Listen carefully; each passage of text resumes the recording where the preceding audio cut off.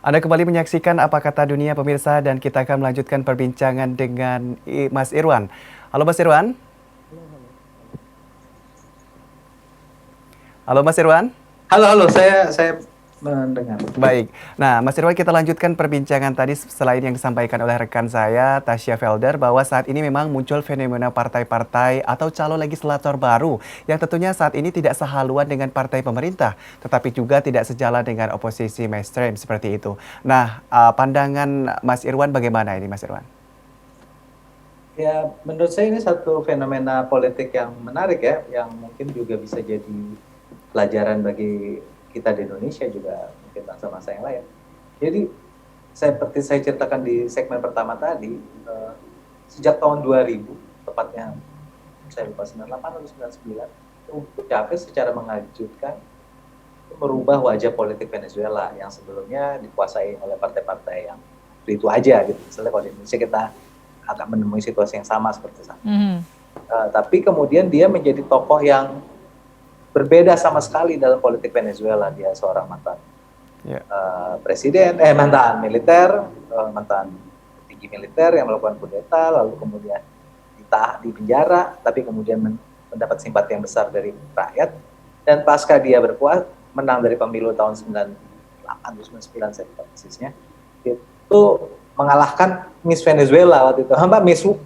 Miss Venezuela yang jadi terlibat dia menjadi Miss Universe kalau nggak salah terlibatnya. Jadi sangat populer juga lawannya waktu itu. Nah, sejak itu terjadi revolusi dalam artian gairah berpolitik yang sangat besar di masyarakat. Jadi banyak sekali kelompok-kelompok di masyarakat yang kemudian mendorong perubahan undang-undang dasarnya mereka dan seterusnya.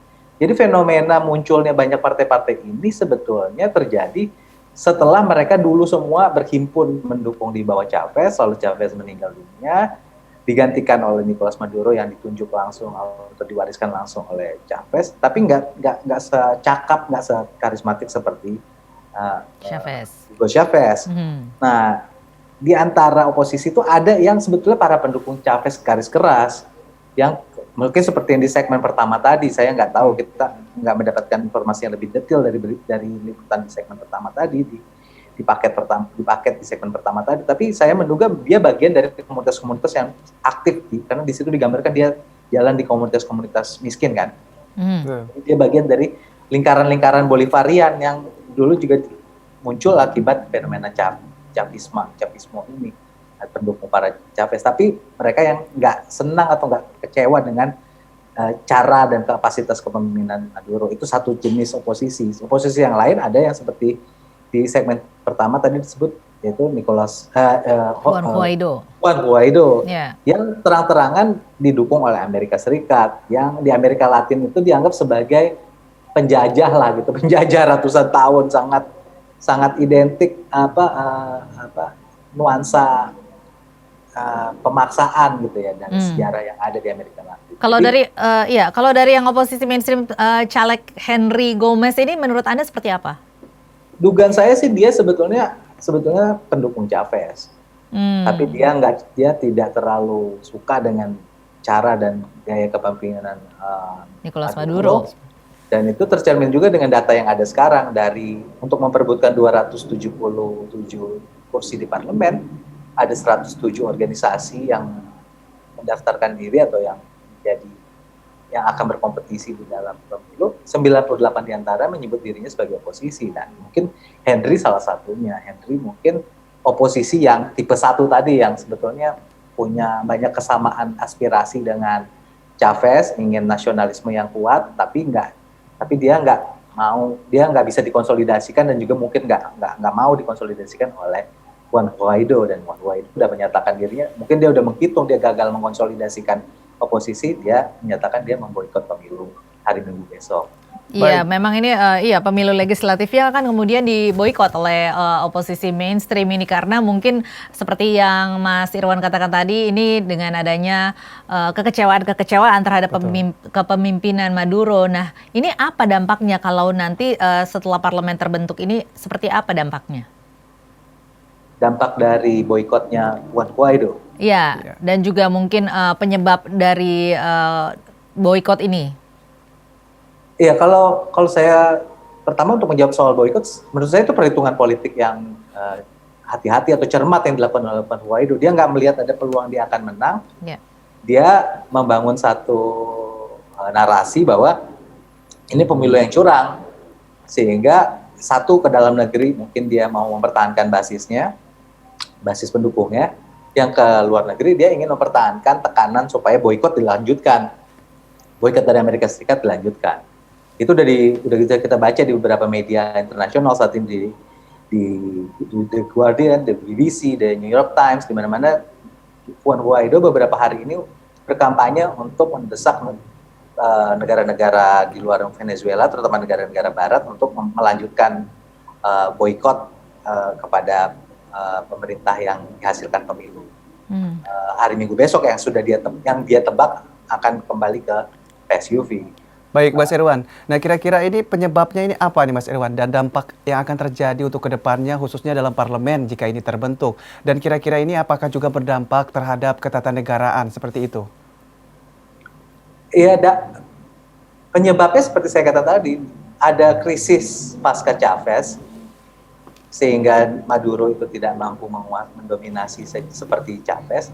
Lalu juga ada beberapa literatur menyebut sebagai krisis konstitusional, karena walaupun hasil pemilu 2015 tidak bisa ditetapkan, tapi banyak kekuatan sosial di masyarakat di Venezuela juga mau tetap di arah yang telah dimulai oleh Chavez, sehingga mereka curiga dengan calon-calon yang didukung oleh Amerika, karena Amerika punya konotasi yang jelek di Amerika Latin. Iya, ini kan sudah jelas ya bahwa memang kemudian bisa dipastikan bahwa nantinya akan tetap berkuasa begitu ya, koalisi. Kita belum bisa memastikan apakah menang mutlak PSUV, tapi dugaan saya dia akan berkoalisi dengan partai-partai tengah. Ya, walaupun memang tidak menang pun masih akan tetap besar pengaruhnya begitu ya.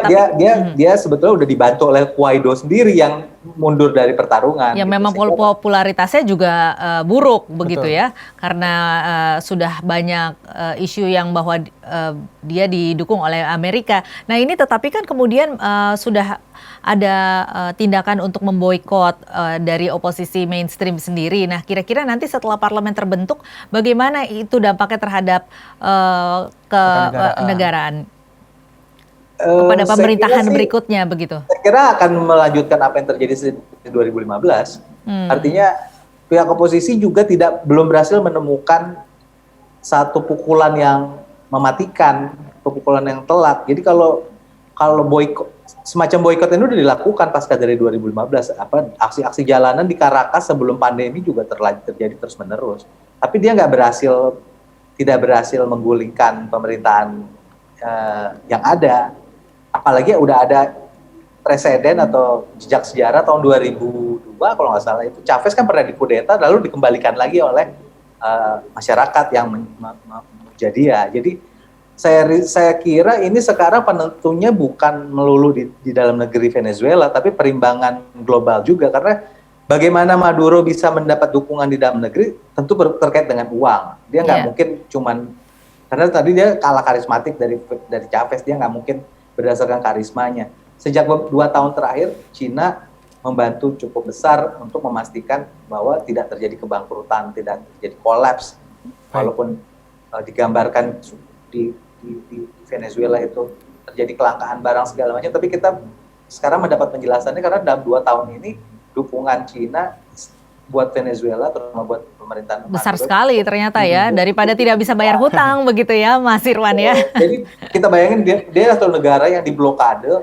untuk beli barang apapun nggak bisa, kecuali ada dukungan dari Cina, itu membuat rakyatnya percaya bahwa dia masih punya kesaktian lah gitu, memiliki pamor istilahnya kalau kita pakai budaya politik Indonesia, punya satu keunggulan yang membuat dia dianggap masih bisa diberi kesempatan. Sementara Guaido itu dilihat cenderung sebagai tokoh yang didukung oleh Amerika. Yang satu faktor lagi yang penting di Venezuela adalah militer.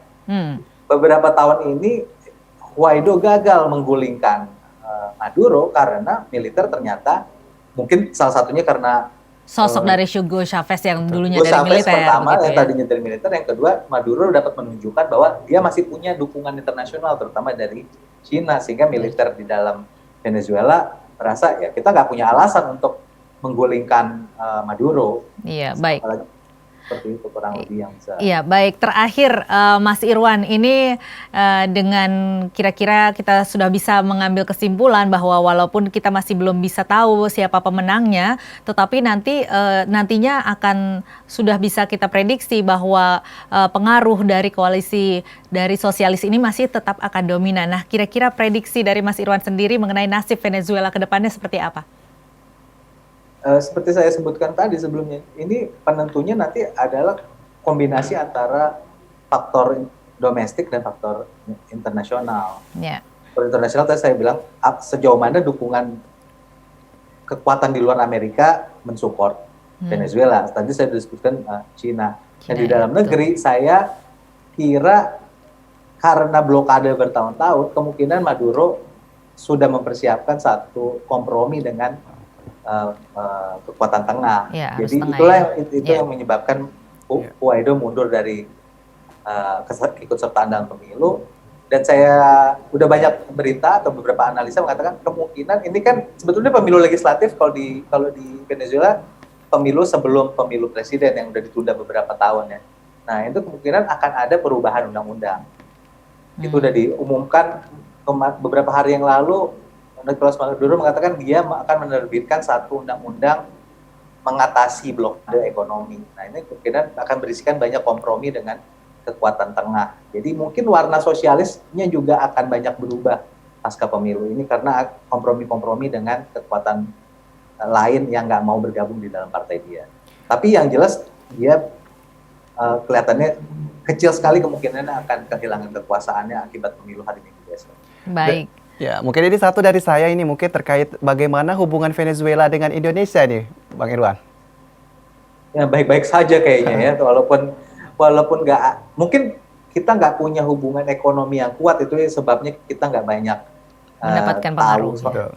Tapi sejauh ini pemerintah Indonesia bersikap sangat hati-hati, nggak pernah menyatakan diri mendukung. Kan waktu kemarin itu Juan Guaido kemana-mana ya, ke seluruh dunia minta negara-negara mengakui. Beberapa negara besar di dunia ini mengakui, Jerman, Amerika segala macam. Tapi Indonesia mengambil langkah yang bijaksana, tidak menyatakan mendukung Juan Guaido, tapi juga tidak menyatakan kontra juga kepada itu. Jadi sikapnya bebas aktif lah seperti doktrin hubungan politik luar negeri Indonesia selama ini. Baik, terima kasih atas kesempatannya Mas Irwan untuk kesempatan berbincang di Apa Kata Dunia malam hari ini. Ya, terima kasih Mas Irwan. Selamat malam.